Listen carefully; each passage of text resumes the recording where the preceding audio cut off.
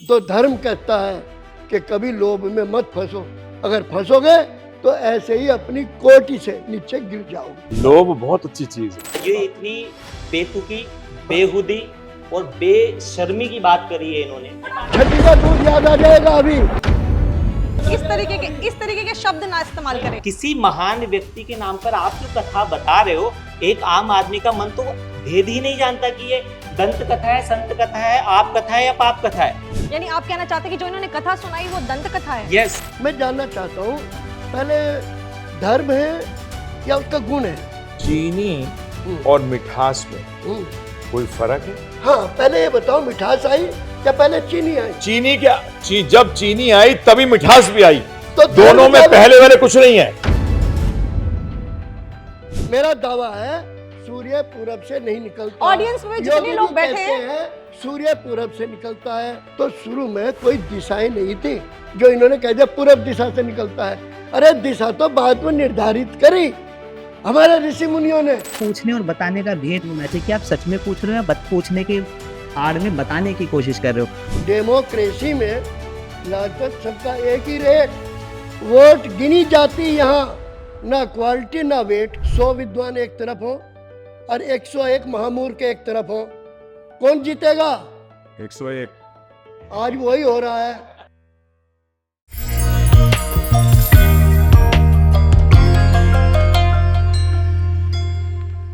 नमस्कार, मैं नेहा राजपूत आप सभी का धर्मा लाइव पर स्वागत करती हूँ। धर्म संवाद के हमारे पिछले एपिसोड में कि धर्म है या बिजनेस है, व्यापार है, पार्ट 1 में हमने बातचीत की थी। हमारे साथ 4 गेस्ट मौजूद थे, जिनमें से कि एक विनय आर्य जी को जाना पड़ गया अपने काम की वजह से, लेकिन बाकी हमारे तीनों गेस्ट जो है हमारे साथ स्टूडियो मौजूद हैं। हमने कहा था कि क्या बातचीत कैसे आगे बढ़ रही है, क्या क्या सभी के विचार हैं, कैसे गुरु पहचानना है, क्या ये सच में व्यापार बना लिया है, क्यों व्यापार बन गया है, ये सारी बातें हम आगे अब कंटिन्यू करते हैं। योगी जी बात कर रहे हैं, प्रभु जी बात कर रहे हैं। मैं आपसे जानना चाहूँगी, क्योंकि आपने कहा कि समय का सही तरीके से विभाजन नहीं हुआ, अब मैं आपसे जानना चाहूँगी, आप बताइए, आप अपने विचार रखिए कि क्या आप इन लोगों की बातों से या उनकी बात से, किन की बातों से आप सहमत हैं?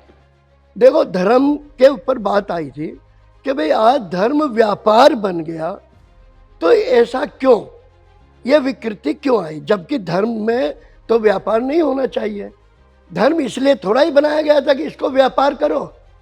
शुरू में जब सृष्टि रची गई, उसके बाद उसमें परिवर्तन होते गए, ये होता गया, वो हुआ, धर्म की आवश्यकता क्यों पड़ी, सवाल ये पैदा होता है। पहले भाई इसकी जरूरत क्या थी, जैसे चल रहा था चलता रहता। अब देखा कि वहाँ कुछ विकृतियाँ पैदा हुई, तो मनु जी महाराज सबसे पहले स्वयंभू मनु हुए, जिन्होंने धर्म के 10 लक्षण बताए, जो मैंने पहली बारी में कहा था कि अगली टर्न में मैं उनके जो जिसमें वो लक्षण घट जाएंगे वो धर्म है, अन्यथा वो धर्म नहीं है। मैं केवल उतनी बात कह के और फिर आप दूसरे हमारे जो विद्वान हैं आप उनकी बात सुनेंगे। बस केवल धर्म क्या है जिसमें ये लक्षण घट जाएंगे, बहुत संक्षेप में बताऊंगा, तो ये मानिए कि वो धर्म है। अरे जितनी चर्चा जो चरणामृत और दूसरी चीज़ें आपने सुनी वो सब उन 10 में आ जाएंगी, अगर नहीं आए तो आप देख लेना। अब सुनो, मनुस्मृति का एक ये श्लोक है जिसके अंदर कहा है कि धरती क्षमा दमो स्तेयम, सोच मिंद्रिय निग्रह, धीर विद्या सत्यम क्रोधो, धर्म दशकम धर्म लक्षणम। 10 धर्म के लक्षण हैं जिसमें सब चीजें आ जाती हैं। उसको आज बना दिया व्यापार। व्यापार इसलिए बना दिया कि जिन लोगों ने व्यापार बनाया उन्होंने स्वयं नहीं जाना कि धर्म क्या है। अगर वो स्वयं जानते तो वो उसको व्यापार के रूप में लागू नहीं करते। पहला है धृति, धैर्य रखो। विपत्ति में भी आदमी को धैर्य रखना चाहिए। क्षमा, कोई किसी का मान अपमान कर दे तो उसके अंदर इतनी सहन शक्ति होनी चाहिए, धैर्य होना चाहिए, वो उसमें वाद विवाद पैदा ना करे। तीसरे दम है, इसमें त्याग होना चाहिए, ईर्षा द्वेष वो नहीं होनी चाहिए, अस्ते चोरी नहीं करे, चाहे वो कोई जरूरी नहीं कि पैसे की चोरी हो, ज्ञान की भी चोरी होती है, किसी भी तरह की चोरी नहीं करे। भाई अंदर बाहर से पवित्र होना चाहिए उस व्यक्ति को, मन बुद्धि से पवित्र होना चाहिए, उसमें छल कपट और वो नहीं होनी चाहिए। और इंद्रिय निग्रह, इंद्रियों को काबू में रखना, अपनी नफ्स को काबू में रखना, वो होना चाहिए। साधि बुद्धि की उन्नति ये होनी चाहिए। 8वां इसमें लिया विद्या, उसमें सत्य विद्याओं का समावेश, उसे जो विद्या है उसको विद्या के रूप में जानना और विद्या के रूप में मानना। मतलब अगर वो रेत को बुरा मानने लगे तो ये विद्या नहीं है, ये अविद्या है, क्योंकि फिर लक्षण घटेंगे। क्या रेत में बुरे के क्या लक्षण है? बुरा मीठी होती है, क्या रेत मीठा है? नहीं है, तो उसे हम कैसे बुरा मान लें। 9वां इसमें आया भैया सत्यम, जो आदमी को मन वचन कर्म से सत्य होना चाहिए, बोलना चाहिए। और 10वां है अक्रोध, है क्रोध का त्याग करना चाहिए, बदले की भावना नहीं होनी चाहिए, किसी भी तरह का कोई भी लोभ उसमें नहीं होना चाहिए, जिसमें मान अपमान की जो भावना बताई है। तो ये सारी चीजें धर्म ये सारी चीजें मिला के ये धर्म के अंतर्गत आती हैं। अब इसमें केवल लोभ वाली एक की व्याख्या छोटी सी करूंगा मैं, आधे मिनट में ही मुश्किल से, उसके बाद अगला बस मैं जो है योगी से जिसे कहूँगा जो मैंने कही है बात वो उसको सत्यापित करें, या उसमें कोई ऐसी बात बताएं जो ऑडियंस को एक्स्ट्रा कुछ ज्ञान प्राप्त हो। लोभ पे एक छोटा सा सुन लो कथानक। एक व्यक्ति शास्त्री महोदय वो बनारस से विद्या पढ़ के और वो चल दिए, उनकी विद्या पूरी हो गई, अपने घर जा रहे थे, तो उन्हें रात हो गई। उस समय साधन नहीं थे, तो रास्ते में रात हो गई, तो उन्होंने अपना रुकने का ठिकाना देखा तो गांव दिखाई दिया। तो गांव के बाहर ही उन्होंने देखा अंधेरे में एक लिपा पुता मकान, सफ़ेद रंग का बिल्कुल चिट्टा, और उसके बाहर एक चबूतरा बना हुआ था। अंधेरा हो गया, तो पंडित जी ने सोचा भाई इससे बढ़िया कौन सी जगह मिलेगी। उन्होंने अपना थैला बोरी वहीं डंडा वहीं रख लिया, रात काटनी है, सुबह चला जाऊंगा। मैं लोभ के ऊपर बात बता रहा हूँ आपको। तो वहाँ उसमें एक सवाल आया कि पाप का बाप कौन है। अब वो लोभ के ऊपर सुनो क्या होता है। वो आया तो आवाज़ सुनकर अंदर से एक महिला निकल के आई, उनने आकर के और पंडित जी के पैर छुए, पालागन की। पंडित जी पूछा देवी तुम कौन हो? ये बोले कि महाराज हम यहाँ सफाई कर्मचारी हैं, यहाँ के जो हैं चौधरी साहब और दूसरे लोग उनके यहाँ हम सफाई करते हैं। पंडित जी ने माथे पर हाथ मारा, बोले कि अरे, एकदम पंडित जी के दिमाग में आया अरे अंधेरा तो हो गया है और सुबह उठ कर अंधेरे में तुझे चले जाना है, क्या करना, तुझे रात ही तो काटनी है। वो वहाँ रुक गए क्योंकि और कोई चारा नहीं था। अब वो महिला बोली कि महाराज जी रुक गए आप, कोई बात नहीं, पर हमारे दरवाजे पे और आप भूखे सोएं ये तो पाप लगेगा, मैं ये सब कभी नहीं होने दूंगी। अगर मेरे यहाँ रुकोगे कुछ ना कुछ खाना पड़ेगा, मैं बना देती हूँ। बोले नहीं, हम कदापि ये नहीं जो है सहन करेंगे कि तुम भोजन बनाओ हम खाएं, हमें अभी इच्छा नहीं है, हम जल क्या हमारे पास है अपना प्रबंध, हम जल पिएंगे और रात को ही सो जाएंगे। वो गई महिला अंदर, तो वो कच्चा राशन जिसे सिद्धा बोलते हैं, चावल और वो ले आई, दाल और ये नमक और वो। बोले महाराज आप बना हुआ खाना मत खाओ हमारे हाथ का, आप खुद बना लीजिए, ये तो ले लो। और उसके साथ एक असरफी रख के ले आई वो। अब पंडित जी की निगाह सिद्धे के साथ साथ असरफी पे गई, देख के बोले चलो वैसे हमारी इच्छा नहीं थी, पर देवी तुम इतना आग्रह कर रही हो, इतने प्रेम से लाई हो, चलो हम लेते, पर बनाएंगे हम ही। बोले हाँ बिल्कुल बनाओ आप ही और आप ले लो। उन्होंने वो गिन्नी सोने की ली, वो तो जेब में डाली, सीधा लिया और वो बनाने लगे। अब वो एकदम महिला बोली महाराज जी हमें क्यों पाप चढ़ाते हो, आप एक तो अतिथि हो और ऊपर से हमारे घर में और आप ही भोजन बनाएंगे, ऐसा नहीं हो सकता। बोले कि हम बना के ले आएंगे। और बोले तो अगर ऐसी बात है तो आप और सब छोड़ो झंझट, आप खाली खिचड़ी बना के ले आओ, बस उससे पूर्ति हो जाएगी। वो चले गई, वो लेके आई खिचड़ी, उन्होंने अंदर बुला लिया, पंडित जी अंदर आ जाओ, बाहर अच्छा नहीं है और अंदर बैठ के खा लो। तो वो गए, तो उन्होंने कहा पंडित जी मेरी एक विनती है आपसे। बोले क्या? बोले मैं भी तर जाऊंगी, कुछ मेरे भाग खुल जाएंगे, इस पात्र में से मैं दूसरी तरफ से 2 चम्मच खिचड़ी खा लूँ। पंडित जी एकदम बिदक गए, मैंने तेरी सारी बात मान ली, भाई यही नहीं हो सकता। बोले पंडित जी देख लो, मैं तो दूसरे सिरे से लूंगी 2 चम्मच, ये कभी हो ही नहीं सकता। उनने एक गिन्नी और दिखाई धीरे से, देखो अच्छा 2 ही लेना और उस साइड से लो, और वो गिन्नी लेकर दूसरी जेब में डाल ली। मन में सोचा कौन सा है, उस जगह से थोड़ा ही ले रहे जहाँ से मैं खा रहा हूँ, और फिर यहाँ कोई देख रहा है कोई, ये तो अंधेरा है, यहाँ तो सुबह को तुझे चले ही जाना है, अरे कोई वो बात तो है नहीं, चलो निपटा काम, कोई बात नहीं। भोजन खत्म हो गया। अब तीसरी बात सुन लो, और ये कथानक से सबक लो कि पाप का बाप कौन है। तो भोजन खत्म हो गया। पंडित जी ऐसा है, 4 आदमी कोई आ जाए रात को, कुछ वो है कुत्ता बिल्ली फलाना, आप निश्चिंत हो गए सोएंगे, मैं यहाँ आंगन में, गर्मी का टाइम था, मैं वहीं चारपाई बिछाए दूँ, आप यहीं लेट जाओ। नहीं हम देवी जी बाहर ठीक है। बोले नहीं, बाहर कुत्ता बिल्ली कुछ भी दिक्कत हो सके आप। बोले चलो ठीक है। अब उनकी चारपाई पर गई बैठ, पंडित जी हमारे उद्धार का भी कोई रास्ता होगा, आप विद्या पढ़ के आए हो। बोले हाँ, कहाँ से? काशी से आया हूँ, सीधा यही आ रहा हूँ, अभी शादी नहीं हुई, ब्रह्मचारी हूँ मैं। अच्छा तो ठीक है पंडित जी, हमारे उद्धार का कोई रास्ता बताओ कोई। देवी जी तुम्हारे उद्धार का रास्ता यही है कि आप जो कर रहे हो करो, अतिथियों की सेवा करो, पर यह है, पर पहले बता देना चाहिए इस तरह की चीज़ों को, क्योंकि इससे दोष लगता है। दोष जब सुना, उन्होंने कहा पंडित जी मेरा एक सवाल है, आप विद्या पढ़ के आए हो वहाँ, उसका जवाब दो बस। बोले क्या है? बोले मुझे बताओ दुनिया में पाप का बाप, हाँ जी शास्त्री जी, पाप का बाप कौन है?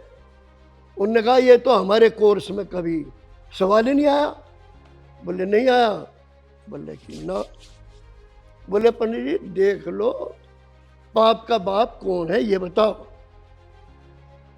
उन्होंने कहा ये तो सवाल हमारे कोर्स में नहीं था।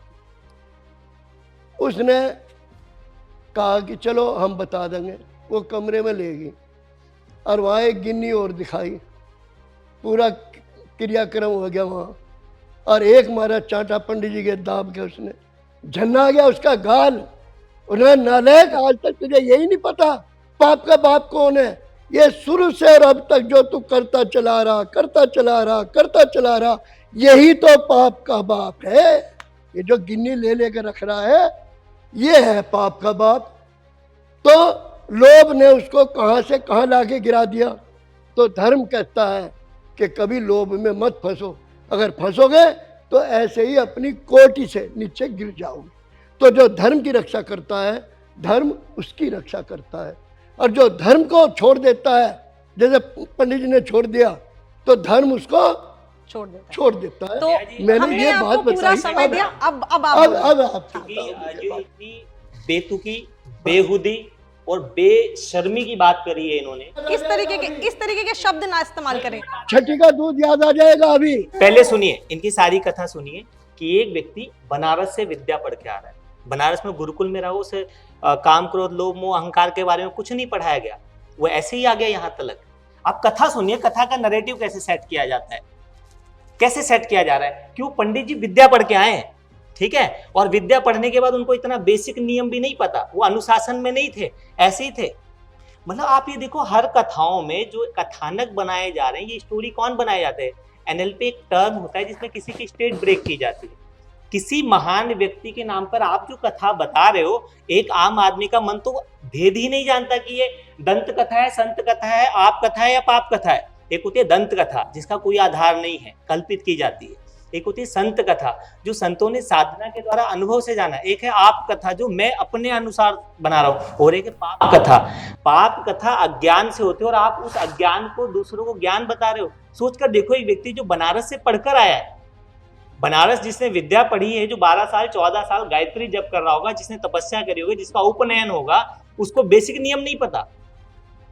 फिर उसके बाद जब वो घर किसी के जाएगा और वो देखेगा एक ब्रह्मचर्य के कितने नियम होते हैं, आश्रमों में हमारी कितनी मर्यादाएं हैं कि किसी बहन के साथ, किसी माता के साथ कैसा। फिर उसके बाद जब वो कहता कि हम ये नहीं खाएं, पहली बात तो जो सन्यासी तपस्वी जो ब्रह्मचारी हैं उनमें इतनी करुणा होती है, उनमें घृणा होती ही नहीं है। यानी आप कहना चाहते हैं कि जो इन्होंने कथा सुनाई वो दंत कथा है? यस। नहीं, उसमें कहना है अगर यही बात सच्ची है तो उसे सबसे पहले ही जब ये पता लग गया था कि ये महिला कौन है तो उसे वहां रुकना ही नहीं चाहिए था। उसको रोकने वाला कौन है, खिचड़ी खिलाने वाला कौन है, वो सब कर्म कराने वाला कौन है, वो लोभ, वो सोने की गिन्नी, उसमें वो फंस गया। अब क्यों फंसा? प्रभु जी कुछ कहना चाहते हैं? अब मैं बोलूं? जी, आप जरूर। बोलिए जी। आपने बहुत देर से धैर्य रख के सुना है, अब आप बोलिए। लोभ बहुत अच्छी चीज है। लोभ करना चाहिए मुक्ति के लिए, यस। लोभ करना चाहिए भगवान की सेवा करने के लिए, तो उसमें लोभ बढ़िया हो गया, नहीं हो गया? वो गलत फंसा। तो बेसिक फैक्ट ये है कि लोभ तो चाहिए। शास्त्र कहते हैं हाँ। लौल्यम, संस्कृत में सुखाया जाता है लौल्यम। जब तक वो लोभ नहीं होगा ना, जब ये अंग्रेजी में कहते हैं ना, desire has to be converted into want. Desire when it is backed by will becomes want. I want it. दूसरी चीज मैं जो बोलना चाह रहा था, मैं सुन रहा हूं, एक्चुअली धर्म का व्यापार हो ही नहीं सकता। व्यापार तो अधर्म का हो सकता है, सनातन धर्म का व्यापार कर ही नहीं सकते। जिनको ये धर्म रख रहे हैं सामने, बता रहे हैं, और जिसको आप लोग भी धर्म समझ रहे हो, वो धर्म ही नहीं, वो धर्म की परछाई भी नहीं है, वो दूर दूर तक धर्म नहीं, क्योंकि जो बता रहा है वो धार्मिक नहीं है। उसे अभी पता थोड़ा ना नहीं है। इस दंत कथा इसलिए का बढ़िया- विश्लेषण करें, क्योंकि बहुत ऐसी बढ़िया दंत बात कथाओं के कही है। कारण, हाँ, जैसे जो अभी जो मैं आपको बताता हूँ, विश्लेषण प्रभु जी किया है, ने ये- इतनी अच्छी बातें करी। इन्होंने मनुस्मृति बोला है। मैं बता रहा हूँ, खाली इस एक शब्द बोलने से न जाने कितनी ऑडियंस इनको, स्वामी जी को क्या क्या बोलेगी। मैं जानता हूँ कि लोग इस तरीके से भ्रमित, इस तरीके से एग्रेसिव हैं कि खाली इन्होंने एक शब्द मनुस्मृति बोला है और सारी बातें अच्छी है, सत्य, तप, दया, सोच, धर्म। इस एक शब्द से आप खुद कमेंट पढ़कर देख लेना कौन क्या क्या बोले, जिसने न मनु को जाना, न स्मृति को जाना, न ज्ञान को जाना। वो उसके अपना नरेटिव उसका पहले ही सेट है। इसी तरीके से जब आप एक दंत कथा सुनाते हो तो आपको ये भी पता होना चाहिए कि इस दंत कथा से विद्या, ब्राह्मण, ये नरेटिव कहाँ से बनते हैं, ये कौन बना रहा है इनको। आप सोच के देखो, स्वामी जी जाएंगे, मैं इनको कितना ही विनम्र कर दूं, लेकिन ये अपनी जो इनकी मर्यादा उसके पार मैं इनको कुछ भी नहीं ऑफर कर सकता। तो हम कहें कि नहीं, एक वो जो स्वामी जी वृंदावन से आए थे, टीका वीका भी अच्छा, आपने जो कहा इनडायरेक्टली आपने उसकी इमेज खराब कर दी, और उस इमेज को सुनने वाले के मन में इतना भेद नहीं है। कहानी है ना, कहानी कौन, जो समस्याओं का हल दे, कहानी क्या है, जो जीवन बदल दे। कहानी वो जो आप थक जाएं, रुक जाएं तो आपको जीने की आस दिखाए। कहानी वो जो आत्मा का विश्वास दिखाए, और कहानी वो जब आप थक जाएं, टूट जाएं तो आपको प्यारी नींद सुनाए, और कहानी वो जो नींद से फिर उठाए। तो कहानी की इतनी बड़ी कहानी की कहानी कहाँ तक कहें। पहली चीज मैं सबसे अनुरोध करूंगा कि ना, दर्शन जानो कि दर्शन है क्या, अध्यात्म है क्या। एक ना दो वर्ड है अंग्रेजी के हैं जो आजकल ज्यादातर यूज होते हैं, रिलीजन और एक स्पिरिचुअलिटी। इनमें जमीन आसमान का फर्क है। ये कर्तव्य की जो बात कर रहे हैं सबके सब, ये बेसिकली रिलीजन के अंतर्गत आता है, ये स्पिरिचुअलिटी के अंतर्गत नहीं आता जी। और ये जैसे कह रहे हैं कि धर्म, मैंने पहले भी एक आपके उस पे शो पे मैं चर्चा करी थी कि धर्म शब्द का बड़ा सिंपल अर्थ है। अग्रवाल प्रभु भी 2 मिनट बता रहे हैं। चीनी का धर्म क्या होता है? मिठास। नमक का धर्म क्या होता है? खारापन। अर्थात धर्म उस वस्तु का वो गुण है जो उससे कभी अलग नहीं किया जा सकता। आप माँ बनो, बाप बनो, बेटे बनो, नेता बनो, लीडर बनो, जो बनो, फिर भी सबका धर्म एक होना चाहिए। क्या है वो? अब उन्होंने बोल दिया माँ अपने बच्चे की सेवा करेगी, अगले जन्म में वो पिता बन गया, फिर क्या करेगा वो? अगले जन्म में वो कुत्ता बन गया तो क्या करेगा वो? तो बेसिक फैक्ट ये है कि आध्यात्म की कुछ बेसिक्स हैं। बेसिक्स ये है कि हम शरीर नहीं आत्मा है, और जब तक कि हम मुक्त नहीं होंगे तब तक हम अपने कर्मों के हिसाब से दोबारा नए नए शरीर लेते रहेंगे। ये हमारा बेसिक है, यह आध्यात्म के दर्शन का बेसिक है। मैं आज सारी जब समाज में क्या हो रहा है, 1 लाइफ टाइम एंजॉय इट, एक जन्म में मजा कर लो। तो धर्म को यूज कर रहे हैं लोग बेवकूफ बनाने के लिए, तो अपने मजे के लिए दूसरे को दिखा रहे हैं तेरे को भी मजा कराऊंगा। व्यापार हो गया ना। अगर मैं आपको मजा कराने के चक्कर में हूं और आप मजा लेने के चक्कर में हो तो दोनों व्यापारी हो गए। अब हमारा धर्म क्या है? अब प्रश्न उठता है कि धर्म है क्या? तो धर्म है सेवा। हर व्यक्ति, चाहे वो बिजनेसमैन हो, कस्टमर की सेवा कर रहा है, जॉब करने वाला अपने बॉस की सेवा कर रहा है, नेता जनता की सेवा करने बोलता है, करता है नहीं करता है वो उसकी हेडेक है, परंतु कोई व्यक्ति दुनिया में नहीं है जो सेवा नहीं कर रहा। अब प्रश्न उठता है कि मैं तो शरीर हूं और शरीर की सेवा बदलती रहती है। पिताजी थे जब तक उनकी सेवा करी, पिताजी चले गए उसके बाद सेवा बंद हो गई। परंतु हम तो बात करते हैं सनातन की। अभी सत्य की बात कर रहे थे। सत्य आया किस शब्द से है? सनातन से। सत्य था, है और रहेगा। और सनातन जो कहता है कि काल के परिप्रेक्ष्य की बात हो रही है, भगवान बचाए उसको, क्योंकि सनातन शब्द का मतलब ये है जो काल से परे है, काल में है ही नहीं वो। तो बेसिक फैक्ट ये है कि जो ये व्यापार हो रहा है, ये व्यापार अधर्म का हो रहा है। और इसमें जब कोई ऐसा, मैं क्या करूं, गुरु के सामने जैसे उन्होंने सही बात कही, गुरु घंटाल हो ही नहीं सकता, या तो गुरु है या घंटाल ही घंटाल है वो। अब ऐसे लोग जो आए हैं क्यों पनप रहे हैं हमारे कारण?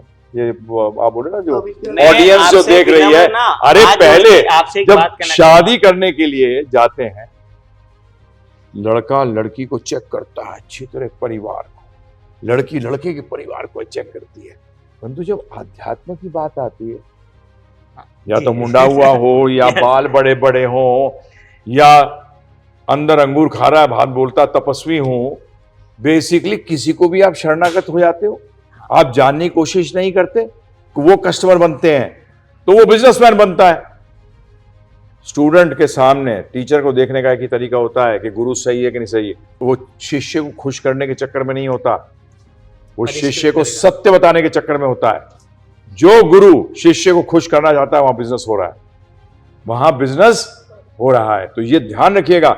अगर आपसे कोई कहेगा ये कर लूं, मैं नॉनवेज खा लूं, हाँ कभी कभी खा लिया कर, रोज मत खाया कर।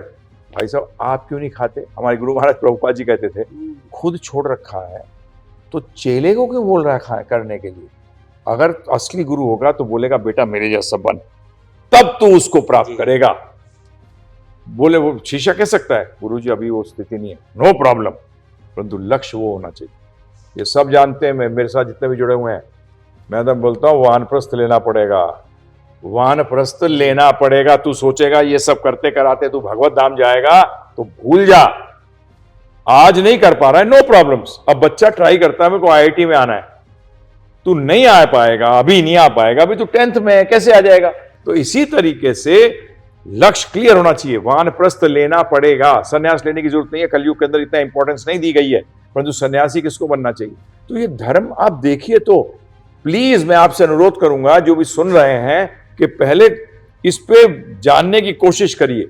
जब भी हमारे शास्त्रों में स्पष्ट रूप में कहा है कि मिनिमम 1 साल तक शिष्य को गुरु को चेक करना चाहिए और गुरु को शिष्य को चेक करना चाहिए। आज चेक तो करते नहीं है, इसीलिए हाथरस वाले कांड होते। और गुरु ना तो वैद है और ना वो फाइनेंशियल एडवाइजर है।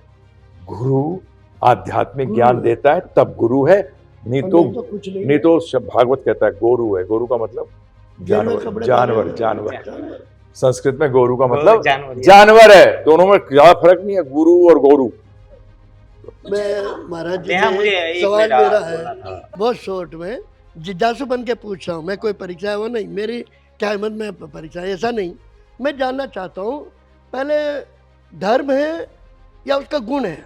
ये महर्षि कणाद का है, वैशेषिक दर्शन का। अब श्रेयस सिद्धि। मैं जानना, आप ये बताइए चीनी और मिठास में कोई फर्क है? हाँ पहले ये बताओ, मिठास आई या पहले चीनी आई? चीनी क्या जब चीनी आई तभी मिठास भी आई, तो दोनों में पहले वाले कुछ नहीं है। अच्छा, नहीं, पहला वाला कुछ नहीं है। ये गलत धारणा है कि पहला का मतलब आपने काल में कर दिया उसको पहले। और नहीं, चीनी का निर्माण से पे ही गुण था। पानी पहले आया या तरलता आई? नहीं वो नहीं, बस इतना। तो इसी तरीके से अब मैं जानना चाह रहा हूँ कि फिर अगर दोनों एक साथ है तो फिर धर्म और उसका गुण, इसका मतलब दोनों एक साथ हुए। हाँ जी। महर्षि कणाद क्या कहते हैं? वैशेषिक दर्शन के अंदर सश्रेय सिद्धि सधर्म और उसका। तो पहले ये इस तरह का सवाल है कि जैसे पहले अंडा आया या पहले मुर्गी आई?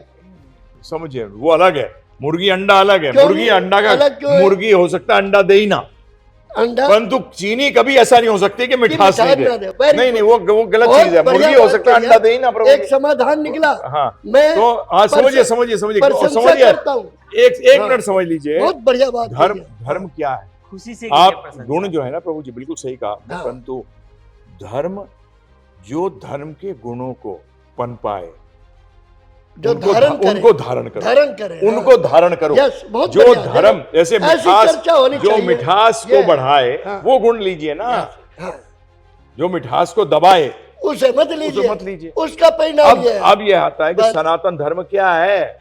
आत्मा किसकी सेवा करे? जो कि थी, है और रहेगी, वो भगवान थे, हैं और रहेंगे। सिंपल बता दिया मैंने आपको। ये अब बात समझ में आई, एक कंसेप्ट क्लियर हुआ। इस तरह की चर्चा से कुछ उपलब्धि होती है। अब महर्षि कणाद का जो था वो बिल्कुल सही है वो जिन्हें जो कि कहा भाई, था ना, अब विवाद जैसे नहीं कहते हैं संवाद। ना कि भाई नाम ही है धर्म बहुत से संवाद। लोग कहते हैं, मैं ही ऑडियंस से पूछता हूँ, अच्छा ये बताओ सूर्य किधर से निकलता है? क्यों योगी जी? अब ये ऑडियंस से पूछ रहे हो, मुझसे पूछ रहे हो? आपसे भी पूछता हूँ, आप भी बता दो। कोई बात नहीं, आप भी बता दीजिए। सूर्य कहाँ से निकलता है? हाँ जी, बस। मुझे पता भी है, लेकिन पहले ये तो पता करूं कि आप सच में पूछ रहे हो या मेरे से छल कर रहे हो। स्वभाव से पूछ रहा हूँ देखिए ताकि अग्रवाल audience को एक पता लगे। एक चीज बता दें। ऑडियंस को अग्रवाल पता है को कि सूर्य कहाँ से निकलता है, जिसको नहीं पता वो प्रश्न कर ले। बिल्कुल। अभी वो एक स्वामी जी बता गए थे, हमारी ऑडियंस बहुत समझदार है, समझदारों को इतना भी नहीं पता सूर्य कहाँ से निकलेगा। वो बात है भाई कि इन्हें पता है, बताना नहीं चाहते, या फिर सचमुच पता नहीं है। उन्होंने बोला पूरब से निकलता है। पूरब से मैं कहता हूँ, दावा करता हूँ, जितनी ऑडियंस बैठी है वो यहाँ एबीपी न्यूज को अपनी वो भेजे ओपिनियन। मेरा दावा है सूरज जो है पूरब से नहीं निकलता। एक मिनट, अब यही बात मैं चाहता कि बोले, इसीलिए मैंने ऐसा किया था। मैंने कहा कि सूर्य जवाब पहली बात दूंगा कहीं अभी, नहीं, सुनो सूर्य पहले। निकलता अपने आप है में जहाँ है सूर्य अपने आप में गैलेक्सी में जहाँ एग्जिस्ट करता है, वो अपनी जगह पर कर रहा है, अपनी एक्टिविटी कर रहा है। मुझे क्या अनुभव हो रहा है वो वाली बात। अभी पहले इन्होंने कहा कि जी मुझे नहीं पता, इसी को प्रपंच, इसी को पाखंड, इसी को छल बोलते हैं कि मुझे नहीं पता सूर्य कहाँ से निकलता है। फिर नहीं, ये गलत बता रहे हो, तुम्हें ये कैसे पता चला गलत बता रहे हैं? पहले तुमको पता ही नहीं था। निग्रह स्थान में आ गए डिबेट के हिसाब से। अब फिर वही बात है, सवाल वही है।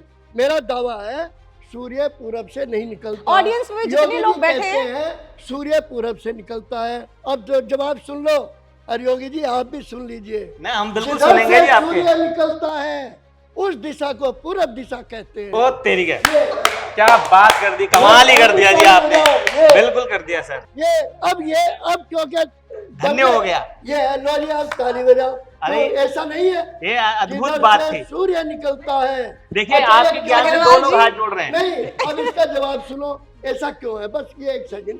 सूर्य का धर्म है अपने टाइम पे निकलना, अपने टाइम पे छुपना, वो नैसर्गिक मामला है।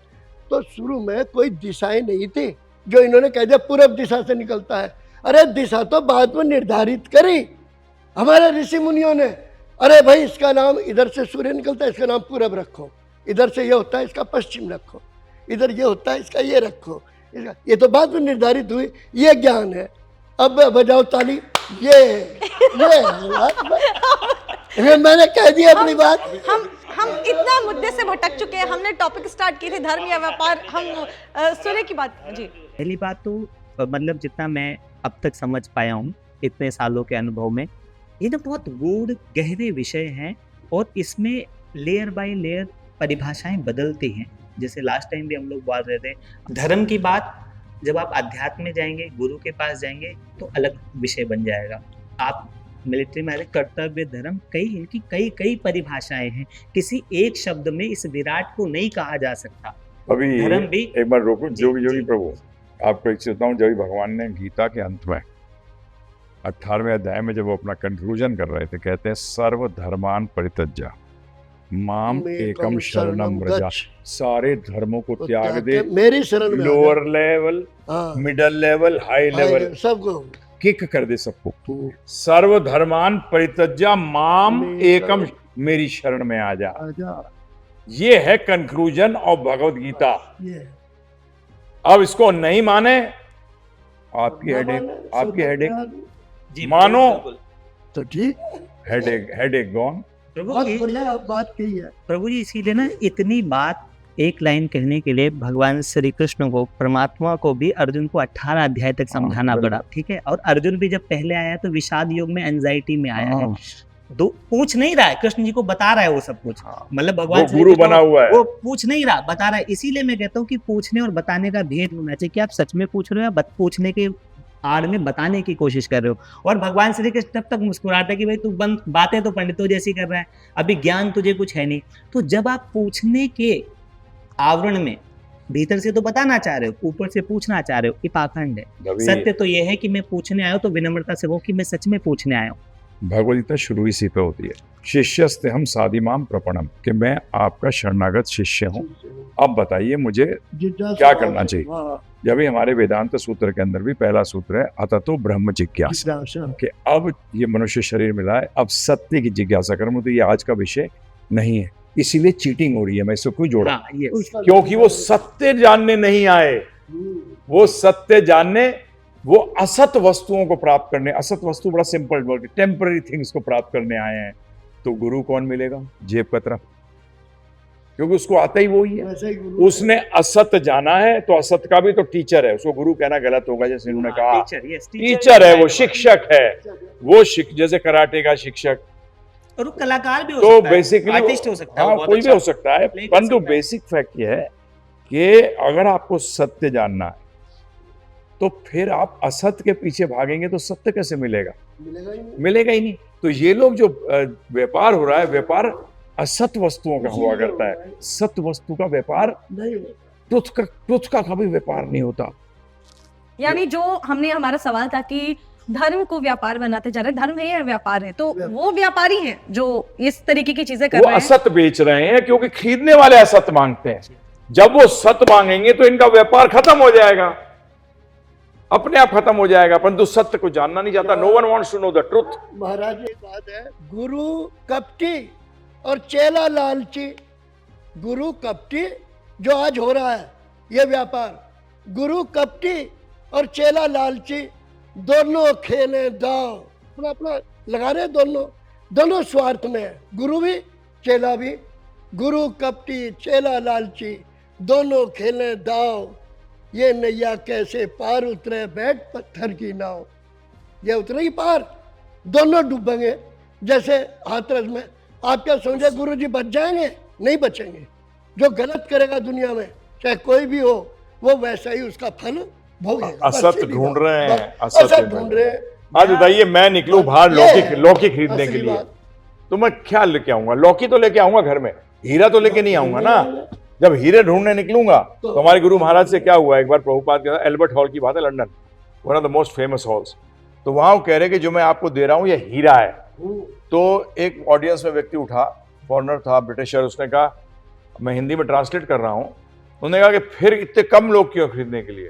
तो उन्होंने कहा, अरे तुझे इतनी अकल नहीं है, हीरा खरीदने वाले तो कम ही होते हैं, नकली पत्थर खरीदने वाले बहुत होते हैं। बिकॉज असली हीरे के लिए आपको तपस्या करके पैसा कमाना पड़ेगा, और पैसा कमा के फिर खरीदना पड़ेगा।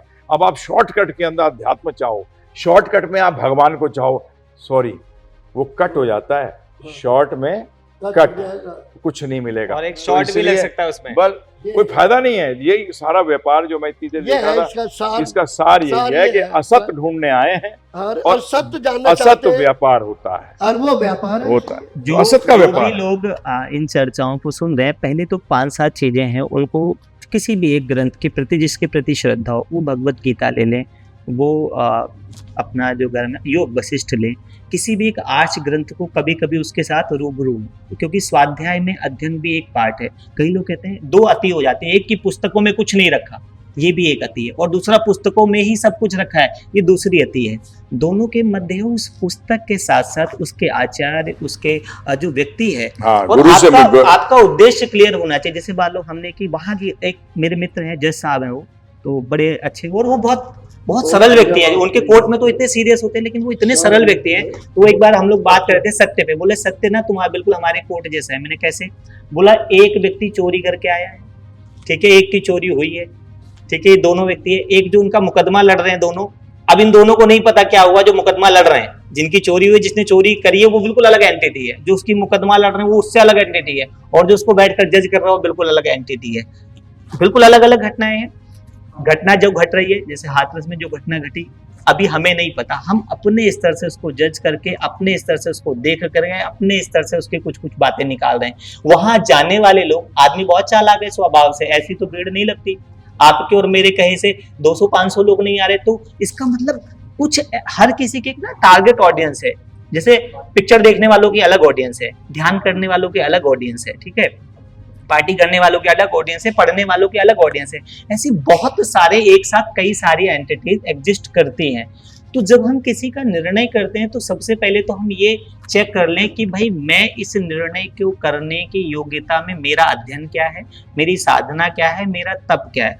दूसरा, जब कभी भी विद्वान लोग बैठे एक दूसरे से, जैसे ये लोग मुझसे तो बहुत ज्यादा विद्वान है, मैं उम्र में भी कम हूँ, शायद अध्ययन में भी कम हूँ, मैं ये कहता हूँ कि आप लोग जब एक कथा सुनाते हो तो आपको पता है कि जो एक एनएलपी में टर्म होता है लैंग्वेज पैटर्न, आप अपने शब्दों से दूसरे के दिमाग में एक पिक्चर बना सकते हो।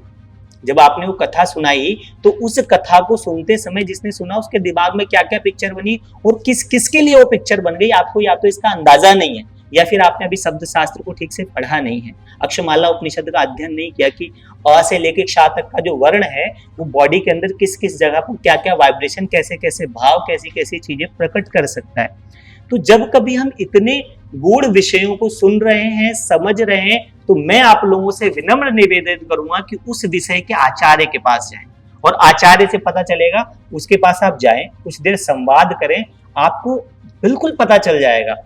इनकी बात से मैं सहमत हूँ। एक चीज बता दूं आपको, स्कूल, आप बच्चों को स्कूल क्यों भेजते हैं? आप स्कूल क्यों गए? कभी हमने विचार नहीं किया। किताब तो बाहर भी मौजूद है, नहीं है अवेलेबल, स्कूल और कॉलेज बुक्स तो हर जगह है। टीचर आपको उनको समझाता है, आप किताब को रट सकते हो, आप समझ नहीं सकते। गुरु वो लिंक है जो आपको अंडरस्टैंड कराता है किताब को, इसलिए इट इज वेरी इंपॉर्टेंट। तो वापस coming to that same thing कि आपको, इन्होंने कहा योग वशिष्ठ या भगवद गीता, मैं भगवद गीता लेता हूँ। क्यों लेता हूँ? क्योंकि भगवद गीता मतलब भगवान ने कही, वहाँ वशिष्ठ जी ने कही, वशिष्ठ जी भगवान नहीं है, तो किसकी इंपॉर्टेंस आएगी, वशिष्ठ जी की या भगवान की? सिंपल, मैं कॉमन सेंस की बात कर रहा हूं। वशिष्ठ जी भगवान नहीं है, कोई भी हमारा ऋषि मुनि भगवान नहीं था, ना उन्होंने क्लेम किया, परंतु भगवद गीता निवेदन करना चाहूंगा। और योगेश्वर कौन है?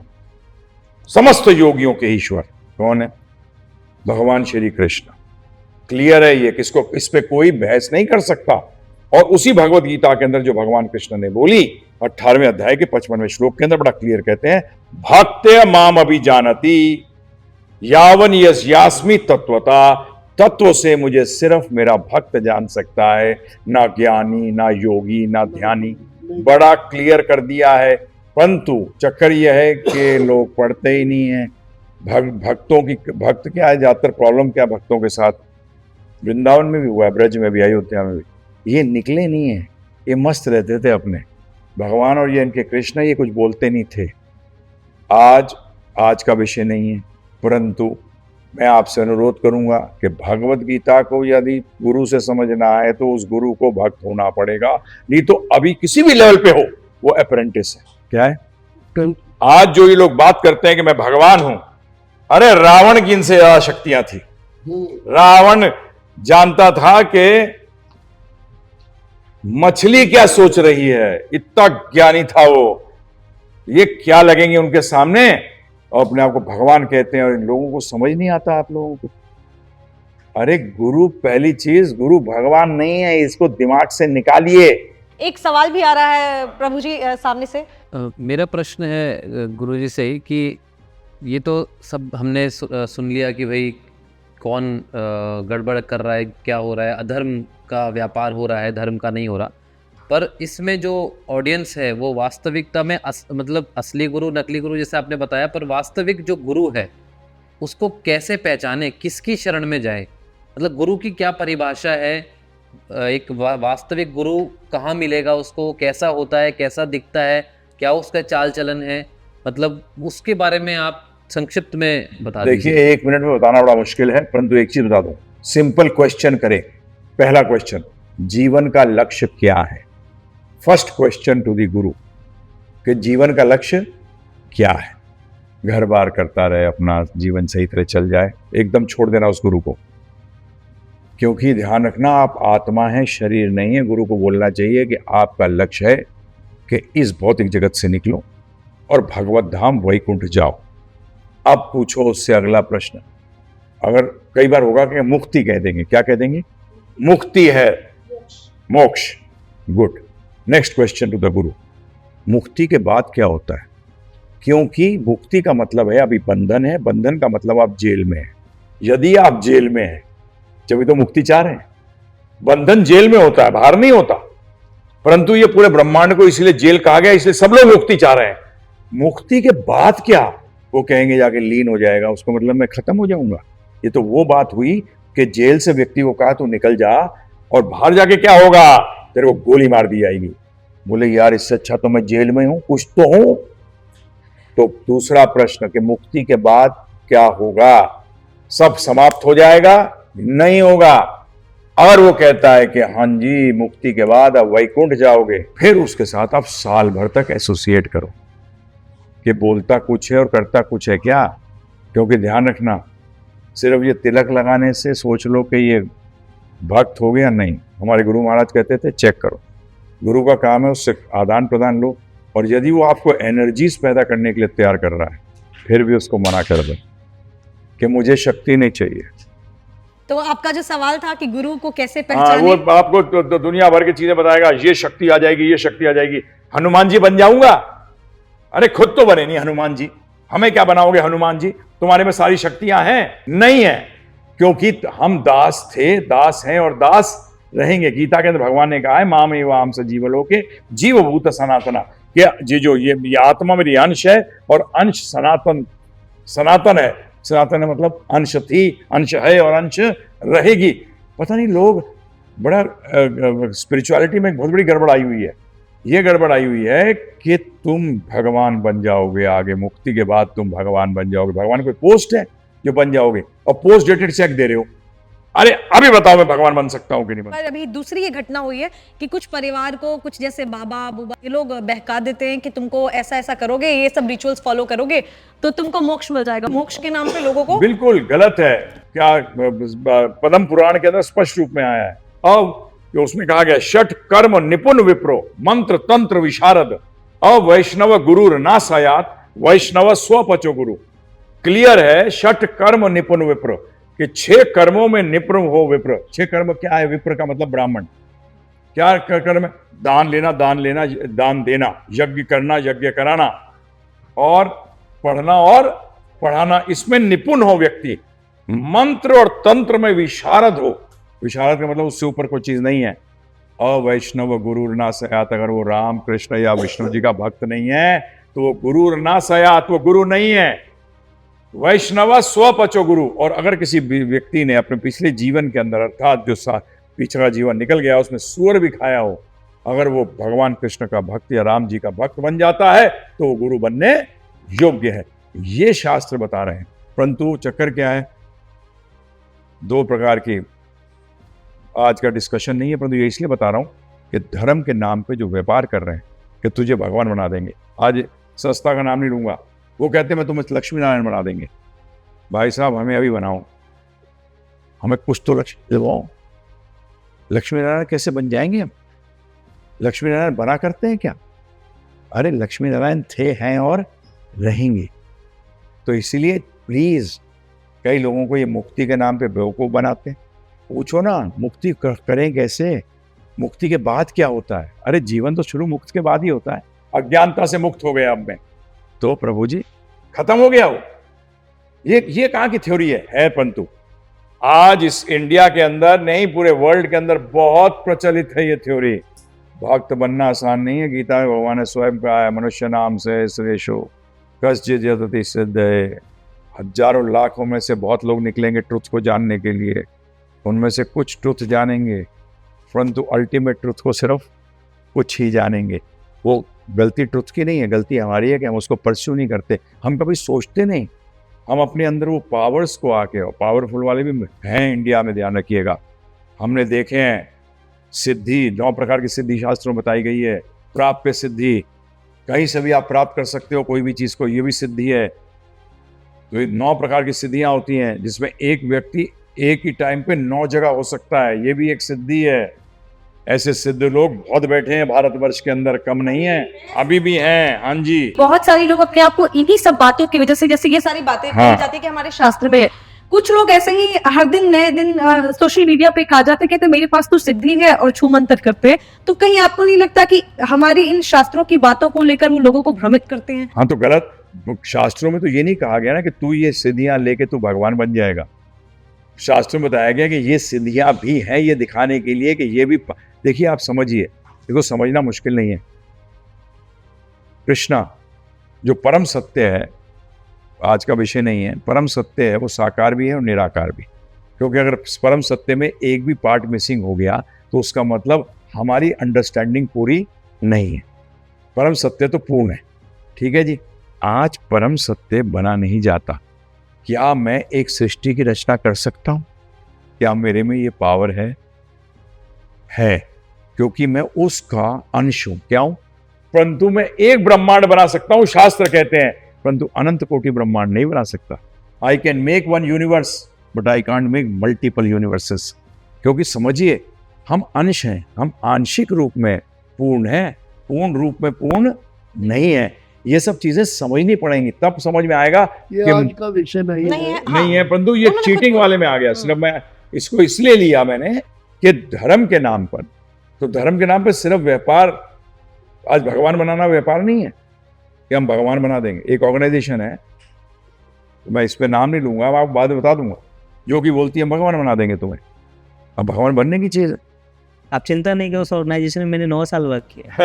लगभग जितनी महान ऑर्गेनाइजेशन तो यानी कि सबके साथ हम समय दिया है। हमारा जो आज का ये डिस्कशन अभी तक उससे हमने ये टॉपिक उठाया था कि धर्म है या व्यापार है। तो सबसे एक चीज जो लोगों को समझ में आ गई होगी कि व्यापार जो कर रहे हैं वो धर्म की बात कर ही नहीं रहे, नहीं वो कर ही अलग रहे हो, है। बिल्कुल सही एक बात है। लाइन बोलना चाहूंगा। बहुत ध्यान से, बहुत जिम्मेदारी के साथ, धर्म और व्यापार दो अलग अलग चीजें हैं। व्यापार का अपना धर्म है और धर्म के अपने व्यापार है। धर्म के व्यापार में ज्ञान के द्वारा परमात्मा की प्राप्ति कराई जाती है, ठीक है, और ली जाती है श्रद्धा भक्ति। ये धर्म का विषय है जहाँ एक गुरु शिष्य से पूर्ण समर्पण लेता है। प्रभु की प्राप्ति का मूल मंत्र है संपूर्ण समर्पण। ये धर्म के अलग। और व्यापार के अंदर दृष्टिकोण से नहीं करता। अभी मैं आपको बताऊं, अब रही बात व्यापार की बात है, व्यापार में व्यक्ति अपने लाभ के लिए जाता है और दूसरा भी अपने लाभ के लिए बैठा है। हाँ, तो जब दो व्यक्तिगत लोग अपने लाभ। व्यक्तिगत स्वार्थ की पूर्ति कर रहे हैं, तो जब हम उसकी परिभाषा करते हैं तो पहले तो जो लोग हमें सुन रहे हैं वो अपने जैसे स्वामी जी ने बोला कि अगर आपको फाइनेंशियल प्रॉब्लम है तो कोई आप फाइनेंशियल अच्छे उस विषय के मास्टर के पास जाए। आपकी शारीरिक कोई पीड़ा है तो आप उस विषय का जो आचार्य है, टीचर है, जो उसका एक्सपर्ट है, उसके पास जाए। अगर आपको कोई मानसिक पीड़ा है तो उसके, अगर आपकी आत्मिक, आपको ईश्वर की प्राप्ति की प्यास लगी है, बहुत प्यारा सा वो था ना, किसी ने रमन महर्षि से पूछ लिया था कि स्वामी जी भगवान से कैसे मिले, भगवान कैसे मिले। तो रमन महर्षि ने देखा, एकदम से गुरु सीधा जवाब नहीं देता आपको, आप पूछो और वो बता दे, नहीं, पहले वो आपको चेक करता है कि आप पूछ रहे हो या खाली पूछने का नाटक कर रहे हो। उन्होंने बोला कि बेटा कभी किसी से प्रेम हुआ है लड़की वड़की से? बोला नहीं। कहीं और किसी से हुआ जिसके बिना तुमको लगता हो कि बिल्कुल जिंदगी? बोला नहीं। बोला अभी तुम एक मनुष्य का साधारण प्रेम नहीं समझ पाए हो और तुम उस परम सत्ता के प्रेम की बात करो, तो पहले तो जाओ बेटा थोड़ा सा ध्यान करो, थोड़ी साधना नहीं करो, पा अपने सकते, बड़े बुजुर्गों की हाँ। सेवा करो, सेवा करो। इसीलिए गुरु लोग ना पहले सेवा करवाते थे। आप आश्रम में जाते हैं, मान लो स्वामी जी के पास जाए कोई कि भी दीक्षा दे, तो कहें दीक्षा नहीं, पहले थोड़ी गौ सेवा कर लो, थोड़ी आश्रम में सेवा कर लो, थोड़ी संकीर्तन सेवा कर लो। हम लोग जाएंगे यज्ञ में तो कहीं भाई ऐसा है, थोड़ा सेवा करो, थोड़ा उससे व्यवस्थाएं शुद्धि करो। होती है।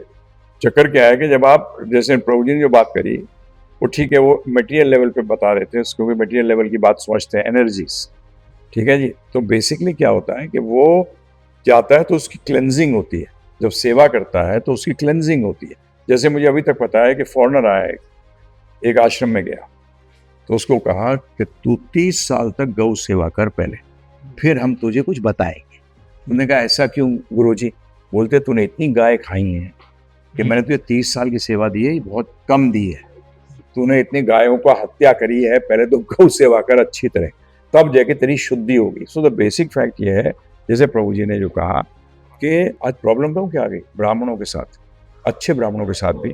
आज अगर वैसे ब्राह्मणों को चार्ज नहीं करना चाहिए, हम जैसे अपना कोर्स देते हैं भगवद गीता का 13 घंटे का, हम फ्री देते हैं, परंतु आज प्रॉब्लम क्या आ गई, क्योंकि आपको जीवन निर्वाह करने के लिए भी तो पैसे चाहिए। आज अगर कोई ब्राह्मण जाके शादी में कह देता है ना, शादी कराने आपकी जो इच्छा है वो दे दो, 100 रुपये टिका देगा, जो ऑटो के लिए भी खर्चा नहीं निकलेगा। ये लोगों की भी तो गलती है, यजमान की भी तो गलती है कि नहीं है। पहले यजमान का प्रॉब्लम नहीं होती थी, क्योंकि पहले क्षत्रिय थे, राजा का काम था कि गुरुकुलों को मेंटेन करें, गुरुकुल ब्राह्मणों को, अगेन ब्राह्मण नॉट बाई बर्थ, गुणा कर्म विभागस्य चतुर्वर्णम मया सृष्टम गुण। मेरे फादर आर्मी में थे, मैं कौशिक हूं, ब्राह्मण हूं, परंतु फादर तो आर्मी में थे, ऑफिसर थे, बंदूक लेके घूमते थे। मैं क्षत्रिय प्योर, ब्राह्मण का हूं। ब्रह्म जानती थी ब्राह्मणा, ब्रह्म जानते हो क्या, सत्य को जानते हो क्या? नहीं, तो मैंने फिर ब्राह्मण कैसे हो गए? अरे मैं गौड़ ब्राह्मण हूं, श्रेष्ठों में श्रेष्ठ हूं, मैं ऐसे नहीं हुआ करते। तो बेसिक फैक्ट ये है, ब्राह्मण का सोसाइटी में बहुत जरूरत है। आज हमारे गुरु महाराज कहते थे 0.01% भी अगर ब्राह्मण बन गए विश्व में, तो विश्व में शांति आ जाएगी। आज हेड गायब हो गया है, आज क्या सोच विचार करने वाले लोग नहीं है। इसीलिए मेरा सबसे इनसे अनुरोध है कि आप जानिए, समझिए, पहले दिन ही नहीं देखे अरे बाबा जी में क्या तेज है, अबे बेवकूफ तुझे तो बल्ब का तेज भी नहीं पता। प्रभु जी आजकल सत्संग होते हैं, वहां पर औरतें माइक ले लेती हैं और कहती हैं प्रभु जी आप तो जो बैठे होते हैं मंच पे उनको कहते हैं आप बहुत सुंदर हो, आप बहुत तेजस्वी लग रहे हो, ऐसी ऐसी बातें आजकल हो रही है, क्लिप्स वायरल हो रही है। ये नेहा एक मैं बता दूं, हमारे मन की ना एक मन की बहुत सारी, अगर आप थोड़ा अवचेतन पढ़ोगे या मन के विषय में अंत करने पढ़ो, तो मनुष्य ना कई लेयर पर, एक ना व्यक्ति these things are attention seeking behavior, कि वो ऐसा बोलकर बता रही कि मुझे बड़ा दिव्य अनुभव हो गया। हाँ, मतलब मैं ग्रेट हो गई। सच तो यह है कि तुम्हें अगर तुम्हें वो अट्रैक्टिव नहीं लगे ना गुरुजी, तो तुम लो। हाँ, तो वो अच्छा गुरुजी को भी बेचारे को नहीं पता। हाँ। मैं कोई एक उदाहरण बताता हूँ। एक डॉक्टर साहब मेरे पास आया करते थे, उनकी कोई पीड़ा थी, मेरे से हीलिंग सीखने, प्राण विज्ञान सीखने आते थे। तो उन्होंने कहा कि विशाल जी आप कैसे ध्यान करते हो, मुझे भी सिखा दो। तो मैंने उनको कहा कि यार ये विधि गुरुदेव ने बताई थी प्राण की, मैं आपको बताता हूँ, बट ठीक है आप करके देखिए। और हम लोग राम नाम अमृत का जप करते थे, ठीक है। अब उन्होंने किया, थोड़ी देर बाद मैं अपने ध्यान में चला गया, तो जब मैं देखा तो वो ऐसे लेटे हुए और अजीब अजीब सी हरकतें। भगवान, मैंने कहा 1 मिनट डॉक्टर साहब, अब मैं उनको जितना बोलूँगा ना कि ये उनको ठीक करने में, समझ गया इनकी कुछ प्रॉब्लम हो गई है, क्योंकि अलग अलग केमिकल्स बॉडी में रिलीज हो जाते हैं, डिल्यूजन हो जाता है। एक इल्यूजन है, दूसरा डिल्यूजन है। तो मैं समझ गया कुछ गलत केमिकल रिलीज हो गया, इनको डिल्यूजन हो गया है। तो मैंने कहा ये रहस्य ना आप क्यों मेरे बीच में ही होना चाहिए। अब मैं अगर उनको इसको जितना समझाऊंगा वो उतना ज्यादा बता देंगे लोगों को जाकर के। कई बार ऐसे सत्संगों में ऐसी जो रिदम बजती है, जो उस पर होता है, उसमें कई बार ऐसी भाव दशा आ जाती है, लेकिन परंपराओं की तुलना विवेक को, अब वहां पर फिर वो गुरु जी के देते कि एक मिनट आप मौन चुप बैठकर हरि नाम का जप करो, प्रभु नाम का जप करो, ओम नाम का जप, उसको तुरंत ही उसको पहले वो ठीक होने दो। वो एक ऐसी दशा में है जो बिल्कुल आप ही बताइए, आप बताइए, कोई आदमी, आप बहुत रईस है, सोचिए 10,000 टर्नओवर है करोड़ का, ठीक है जी, आपको एक भिखारी कहता है आप बड़े रईस हो, आपको अच्छा लगेगा बुरा लगेगा? बोलोगे पागल कहेंगे, भूखा है भिखारी कह रहा मुझे, मैं रईस हूँ। आज मुझे कई बार लोग कहते हैं आप क्या लेक्चर देते हो प्रभु जी, तो मैं कोई ज़्यादा खुश नहीं होता, क्योंकि मेरे से जो अच्छे ऊपर वाले बोले हाँ तू अच्छा बोल के आया आज, तो अब मुझे सेटिस्फेक्शन हो चाहिए। आपको अंबानी कहेगा हाँ तू रईस है, तब आपको लगेगा अच्छा। यहाँ टटपुंजिया कोई भी कुछ नॉलेज ही नहीं है, उनको बता रहे हैं कि तुम ये हो और वो हो। अरे भाई मेरे रहने दे तू। और दूसरा, वो एक सबसे बड़ी बात बताऊँ कि वोटों से गुरु नहीं बना करते। डेमोक्रेसी का इतना गंदा असर आ गया हम पे कि जिसकी हजूम ज्यादा है वो बहुत बढ़िया गुरु है। इस चीज से बचिए। और आजकल प्रभु जी ये भी होता है कि चैनल सोशल मीडिया के जमाने में जिसके चैनल पे जितने व्यूज हो उतना पॉपुलर है और उसको लोग बुला रहे हैं, उसकी बातें लोगों तक पहुंचा रहे हैं। तो एक ये भी चीज बहुत ज्यादा होती है कि हमारे ही में से कुछ लोग ऐसा कर भी रहे। देखिए कलयुग है, इतना तो ध्यान रखना पड़ेगा। तो कलयुग में जीव भी वो आते हैं जो कि धोखा खाना चाहते हैं, तो उनको धोखा देने वाले भी आते हैं, परंतु तुम्हारे हाथ में है कि तुम धोखा खाना चाहते हो या नहीं चाहते। तो इसलिए अनुरोध हम सबसे यही करते हैं कि जानो, आपको बता चुके हैं, हम वैसे ही बोलते हैं givegita.com पे जाओ, फ्री में 13 घंटे डाउनलोड करो, भगवत गीता क्या है जान जाओ। अब बस हम इसको एक लाइन में हमें बोलना चाहूंगा, आपने सब बात सुन ली और मैं बारी बारी से 3 चीजें बता देता हूँ। जितने सवाल यहाँ हुए हैं और जो भी डिस्कशन है, धर्म का व्यापार और ये सब अनभिज्ञता के कारण, अज्ञानता के कारण। सही है, वो ये अविद्या ही सब सारे चल रहा मूल है। कारण है। ना बताने वाले को पता, ना सुनने वालों को पता। डेमोक्रेसी में लाजपत सबका एक ही रेट, ध्यान देना, डेमोक्रेसी में लाजपत सबका एक ही रेट, वोट गिनी जाती यहाँ, ना क्वालिटी ना वेट। 100 विद्वान एक तरफ हो और 101 महामूर्ख एक तरफ हो, कौन जीतेगा? 101।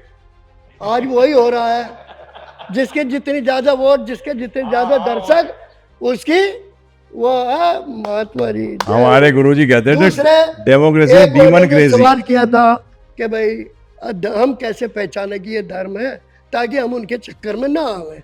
तो मैंने वो मनुस्मृति का एक श्लोक बोला था, उसमें 10 हैं वो लक्षण, आप देख सकते हैं।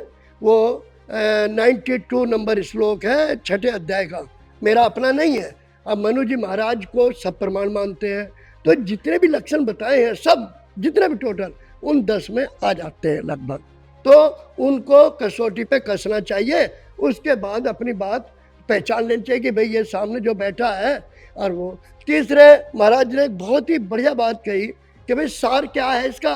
सार ये है कि अगर धर्म है तो उसका व्यापार नहीं हो सकता। व्यापार हमेशा धर्म का होगा साला, जहाँ भी है। तो इसलिए ना तो लेने वाला धर्मी, ना देने वाला धर्मी, तो परिणाम क्या निकलेगा? वही निकलेगा जो हाथरस में निकला है। समझ गए आप? ये मैंने सारांश रूम में, कोई मेरे से इस ऐसी पूरे बात कह दी हो डिस्कशन भाई के लिए किसी को। प्रभु जी आप आखिर कोई- में क्या कहना चाहेंगे, क्योंकि उसके बाद हमने बहुत सारी तरीके की बातें की, हर चीज को हमने एक्सप्लेन किया। हमने यही सवाल उठाया था कि धर्म है या व्यापार है। एक सवाल हमारे ऑडियंस की तरफ से भी आया कि अगर कोई व्यापार नहीं कर रहा है, फिर भी बहुत सारे आजकल लोग हैं जो अपने आप को बाबा कहते हैं, गुरु कहते हैं, तो उनको कैसे पहचाने, जो कि बहुत ही सही सवाल था। तो ये दोनों चीजों का, कि पहली चीज तो क्लियर हो गई कि जो धार्मिक लोग हैं वो व्यापार कर ही नहीं रहे, जो व्यापार कर रहे वो अधर्मी है। लेकिन कौन धर्म का प्रचार कर रहा है, ये जानने के लिए क्या करना है? जानिए, जो बता रहा है आपको साफ रूप में बोलता है। एक सेकंड, वो इसको 2 लाइन में बता दूं जो अभी का पूछा है। मस्जिद तो बना दी 100 भर में, मस्जिद तो बना दी 100 भर में ना, क्षण में चुटकी में, है ना? जो बाबा जी बैठे हैं, मस्जिद तो बना दी 100 भर में, ईमान की हरारत वालों ने, जो ईमान का दावा करते थे मैं ही हूँ, ये सब बेवकूफ़ हैं जितने भी हैं। याद कर लो, मस्जिद तो बना दी 100 भर में, ईमान की हरारत वालों ने, मन अपना पुराना पापी था, मन अपना पुराना पापी था, और बरसों में नमाजी बन न सका।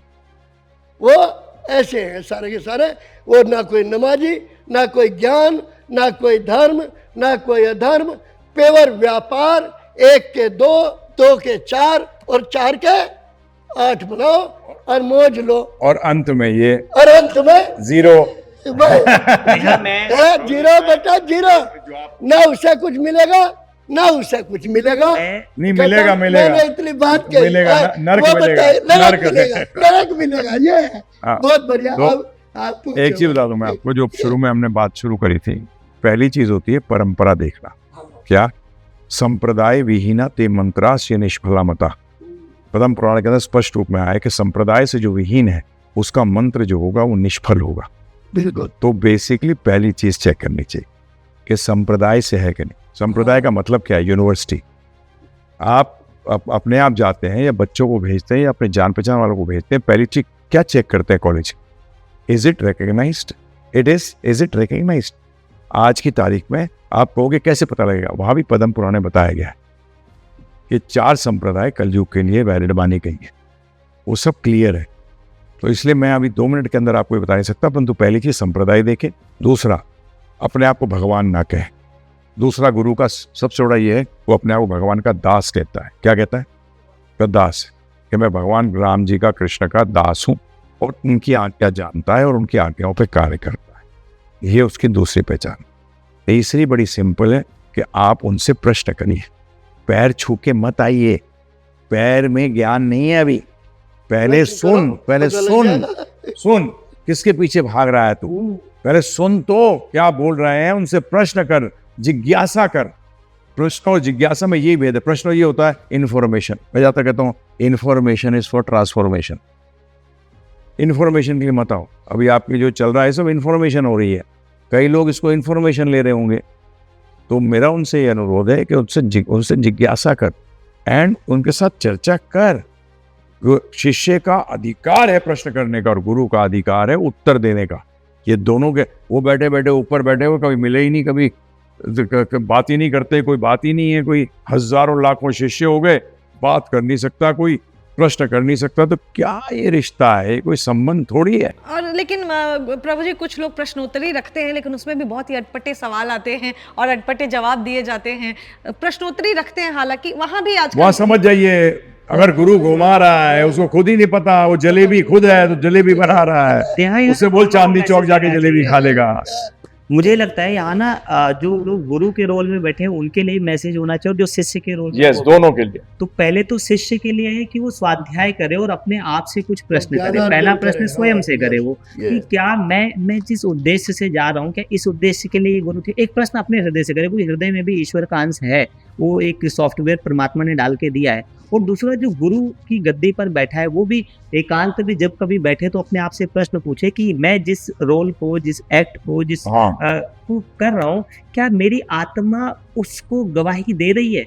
अगर मैं खुद ही अपने अगेंस्ट जाऊंगा, मैंने बहुत सारे ऐसे लोग देखे हैं जो अपने वैल्यू सिस्टम के अगेंस्ट काम करते हैं, वो बहुत पीड़ा में हो जाते हैं। वो साधु भी देखे हैं, क्योंकि मैं एक स्पिरिचुअल काउंसलर भी हूँ, तो उसमें मैंने देखा है, मैं हमेशा देखता हूँ आत्मा वैल्यू सिस्टम के अगेंस्ट नहीं जाओ। स्वामी जी वैष्णव धर्म का पालन करते हैं, जिस दिन इन्होंने अपने वैष्णव धर्म के अगेंस्ट गए तो इन्होंने खुद का पतन कर लिया। जो भीड़ लगाकर जनता जा रही है उसको भी ये बात सोचनी है कि आपने स्वाध्याय क्या, सासे साधना, स्वाध्याय, सत्संग, सेवा और संकीर्तन, 5 सा के द्वारा एक गुरु आपको अगर नहीं दे रहा, सबसे पहला सा है स्वाध्याय, वो आपको स्वाध्याय देगा, चाहे वो भगवत गीता के माध्यम से दे, वो अपनी परंपरा देना।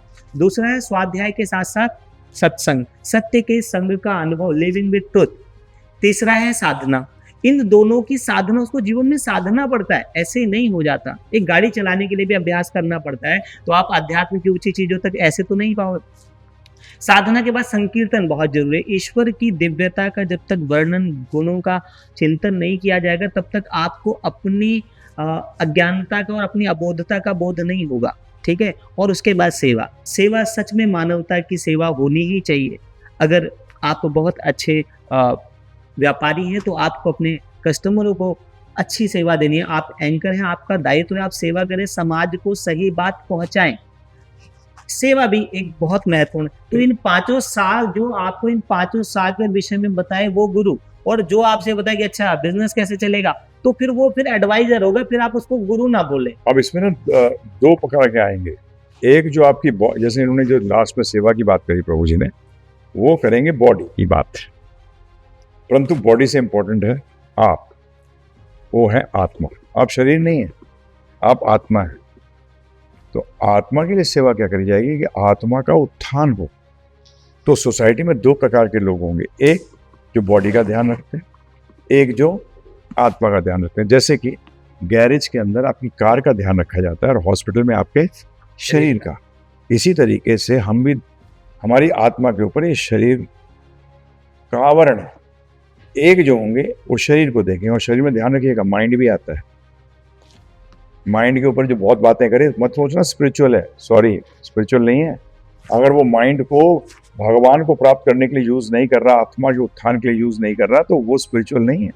तो सेवा जब आप आत्मा की करोगे तो ऑटोमेटिकली शरीर की, तो क्योंकि आत्मा के उत्थान के लिए आपको वेजिटेरियन होना ही पड़ेगा, उसके बगैर आपका शरीर जो है ना वो आपको लेके नहीं जाएगा उस रास्ते को। तो ये बात जो कही है। और एक बात हम लोगों ने संस्था की थी, बहुत सारी संस्थाओं से जब आप जुड़ते हैं, कुछ लोग भाग्यशाली होते हैं जिनको कोई एक ही व्यक्ति ऐसा मिल जाता है जिससे उसको पूर्ण की प्राप्ति, और कुछ लोग ऐसे होते हैं जो ये मानते हैं कि जब तक ज्ञान मिले नहीं साचा तब तक गुरु करो 10 पाँचा। आप जाओ, अनुभव करो, जानने का प्रयास करो, अतृप्त हो रहे हो वहां पर अपनी बात को रखो। अगर आपकी बात को वो नहीं बता रहे तो उनसे विवाद करने की बजाय आगे बढ़ो।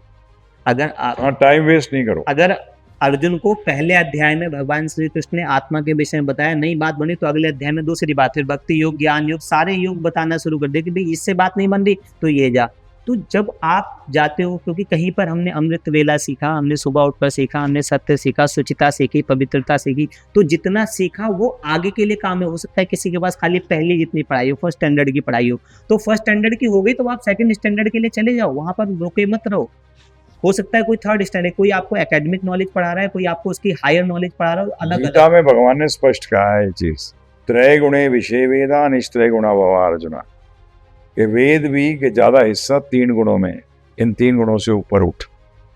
फिर योग की भी बात आई, 6ठे अध्याय में साफ कह दिया कि योगी नाम अपि सर्वेशाम मद्गन्धन अंतर आत्मना, मेरा भक्त ही सबसे श्रेष्ठ योगी है, वो अल्टीमेटली उसी प्लेटफॉर्म पे पहुंचेगा। आज ये बड़ा भ्रम है कि सारे योग भगवान तक ले जाएंगे, सॉरी, उनको यही नहीं पता कि कर्म योग क्या होता है। वो कहते हैं उसमें कर्म करते हैं, मैंने भक्ति में कर्म नहीं करते।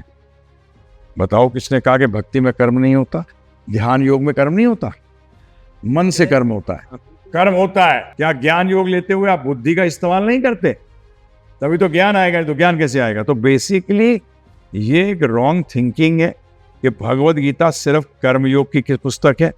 सॉरी, जीवन में जो गुरु पावर्स के चक्कर में हो और जो चेलों को भी पावर के तरीके बताए, उससे भी थोड़ा बच के। तो धर्म संवाद का हमारा ये जो हमारी चर्चा थी कि धर्म है या व्यापार यानी बिजनेस, इस पे हमने बहुत ही अलग अलग तरीके से बातचीत की।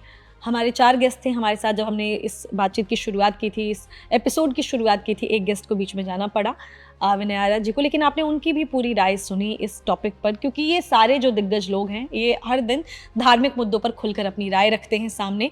तो धर्म है या व्यापार, निष्कर्ष यही आया कि हाँ, व्यापार तो बना दिया गया है, लेकिन जिन लोगों ने इसको व्यापार बनाया है वो धार्मिक नहीं है। अब धार्मिक नहीं है तो कौन है जो धार्मिक है और किन पर हम विश्वास करें, उसके लिए भी बहुत अच्छी तरीके से हर किसी ने अपने अपने विचार रखे। लाजपत जी ने बताया आपको कि मनुस्मृति के हिसाब से धर्म क्या है और गुरु की पहचान कैसे की जा सकती है, वो बताया। इसके अलावा वृंदावन चंद्र दास जी ने हमें बताया कि भगवद गीता के हिसाब से धर्म क्या है और गुरु की कैसे पहचान की जाए, ये बताया। विशाल तिवारी जी ने अपने पूरे जीवन के अनुभव, अपने योग साधना के हिसाब से जितना उन्होंने अनुभव किया है उसके हिसाब से उन्होंने बताया कि धर्म क्या है और सच्चे गुरु की पहचान कैसे कर सकते हैं। अब हमारे जितने भी व्यूअर्स हैं, आप सभी पे डिपेंड करता है। ये बात तो एकदम सच है कि हाँ, व्यापार हो रहा है तो आपको थोड़ा सा अलर्ट होने की ज़रूरत है, एक्टिव होने की ज़रूरत है। बहुत सारे लोग कहते हैं कि गवर्नमेंट क्यों नहीं कोई लॉ लेकर आ रही है, तो लॉ लाना इतनी जल्दी पॉसिबल नहीं है, लेकिन आप जागरूक हो सकते हैं। आपको ज़रूरत है पढ़ने की, आपको ज़रूरत है जानने की, आपको ज़रूरत है अपने सवाल पूछने की। तो आप एक्टिव होइए, क्योंकि आजकल हर गली नुक्कड़ में आपको 10-12 बाबा लोग मिल जाएंगे जो आपको जादू टोना या छू मंतर करके आपकी परेशानियों को दूर करने की बात करेंगे। लेकिन आपको होशियार होना है, समझदार होना है, आपको किसी पर भी विश्वास नहीं करना है। जहां भी चमत्कार की बात हो समझ जाइए कि रॉन्ग नंबर है। तो ध्यान रखिए और खुद से कोशिश करें कि आप उन्हीं लोगों पर विश्वास करें जिनकी बातें आपको सही रास्ता दिखाती हैं, और थोड़ा एक्टिव होने की ज़रूरत है। इस बिज़नेस को हम सभी को मिलकर बंद करने की ज़रूरत है जो बिज़नेस स्टार्ट हो चुका है। अगर कहीं अधार्मिक कोई दिखता है या ऐसा दिखता है कि कोई चीटर है, फ्रॉड है, तो सब लोग मिलकर उसका खंडन कीजिए, सब लोग मिलकर उसके खिलाफ एक्शन लीजिए, तभी ये चीज़ें बंद हो पाएंगी। अगर आप लोग उसको बढ़ावा देंगे, आप लोग वहाँ पर जाएंगे, माथा टेकेंगे, फल फूल चढ़ाएंगे और उसको आप देवता बना देंगे, तो ये गलती आपकी ही है। तो आपको खुद जागरूक होना है और खुद ही इस जो धर्म के नाम पे धंधा चल रहा है, व्यापार चल रहा है, इसको बंद करने की ज़रूरत है। तो आज के लिए बस इतना ही। उम्मीद करते हैं कि जो 2 एपिसोड्स में हमने आपको समझाने की कोशिश की, धर्म संवाद हर बार इसी तरीके के टॉपिक्स लेकर आता है कि पाखंड का पंचनामा कैसे करना है, आपको ये जो धर्म के नाम पे धंधा चल रहा है, यानी धार्मिक मुद्दों पर हम खुलकर राय रखते हैं आपके सामने, और उसके बाद हम आपको छोड़ते हैं कि आप अपनी सूझबूझ से आप एक निष्कर्ष निकालें और अपने जीवन उसी तरीके से जिए। तो मिलती हूँ आपसे किसी अगली वीडियो में किसी खास गेस्ट के साथ कुछ और टॉपिक्स लेकर। तब तक खुश रहें, ख्याल रखें। For exclusive and insightful videos, subscribe to our new channel ABP Live Premium.